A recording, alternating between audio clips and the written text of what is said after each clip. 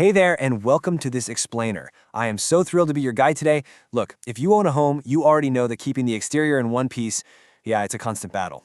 But today, we're cutting right through the noise. No fluff, no contractor runaround. We're diving straight into some highly practical, hyper-local 2026 data on fixing your home's exterior, right here in San Diego County. I absolutely love breaking down this kind of straight-shooting information because, honestly, it empowers you to make the smartest possible decisions for your property. So let me ask you something. Is that soft spot on your siding a simple $150 patch, or is it a $3,000 disaster waiting to happen? It's the ultimate homeowner anxiety, right? You spot a little peeling paint or maybe a cracked board, and your mind just instantly jumps to the absolute worst-case scenario. Well, take a deep breath. By the time we finish up here, you're going to know exactly how to look at your specific issue, diagnose the severity, and know what you should realistically be paying to fix it this year. Here's our roadmap for today. We're looking at local costs for siding repair, the San Diego climate factor, repair versus full replacement, and getting an accurate quote. We respect your time, so we're getting straight to the bottom line. Section 1. Local costs for siding repair. Okay, let's dive right into this, because this is the absolute most pressing question on every homeowner's mind. What is this going to cost me? Well, let's get right to the numbers. Your bottom line up front is $150 to $600. For most San Diego homeowners in 2026, this is the typical price range to hire a handyman for a localized fix. If you've just got a few damaged boards, this covers the labor and materials to swap them out, check the wall behind them, and seal everything up. But, the devil is always in the details. And what's really fascinating is how that overarching number breaks down. Take a single board patch. Maybe a woodpecker went to town or the sun just completely cracked a board. That stays incredibly cheap, typically around $150 to $300. But look at wood rot repair. That jumps to between $500 and $1,500. Why the huge leap? Well, because once moisture gets behind that siding and softens up the sheathing underneath, it's no longer just a quick cosmetic swap. It's a structural repair. Someone has to cut back to solid wood, dry it out, and rebuild. And if you actually have to re-side a full wall, that's when you cross that $3,000 threshold and definitely need to call in a general contractor. Section 2. The San Diego climate factor. So why do these issues happen in the first place? It turns out where your house actually sits in San Diego dramatically changes how its exterior wears down. It's literally a tale of two climates. On the coastal side, we're talking Coronado, Ocean Beach, your biggest enemy is the salt air and marine moisture. That environment just accelerates rot and rusts out fasteners, meaning the bottom edges of your siding usually fail first. Now compare that to the inland wear in places like Escondido or Poway. Out there, the intense summer sun practically bakes the house. It dries out and cracks the wood. And then the next time it rains, water just slips right into those sun-baked cracks. Same county, totally different structural threats.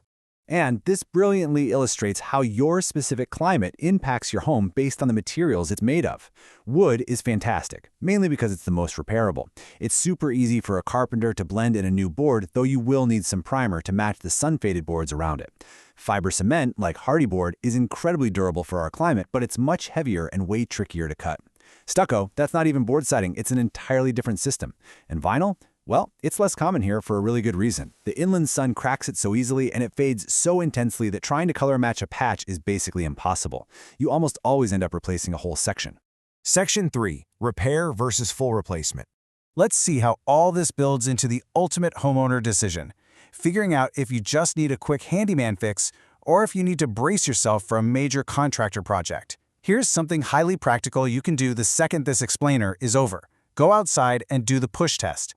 I mean, literally, go up to your siding and push on the damaged area and the boards right around it. If it feels firm, you're probably just dealing with surface damage. But if it yields, if there's this spongy, soft feeling to it, yeah, that indicates hidden moisture and rot. It's a fantastic tactile little trick you can use right now. So, based on that push test, let's contrast your options. You're going to want to repair and hire a handyman if the damage is isolated. Maybe just one or two spots are soft, or the problem is entirely isolated to your trim and fascia. Now, on the flip side, you want to replace and call a contractor if that push test reveals widespread rot across the whole wall. You're also looking at replacement if you keep having repeated seasonal failures where you fix one spot and another fails a month later. Oh, and if you have older vinyl siding that just can't be color matched anymore, you're probably looking at a replacement too. This brings us to a crucial point, perfectly captured by the pros at Fix Pro San Diego. They say, paint over a rotted or gapped board just hides the problem while water keeps working behind it. Guys, this is so important. Too many people think they can just slap a fresh coat of exterior paint over a spongy board and call it a day.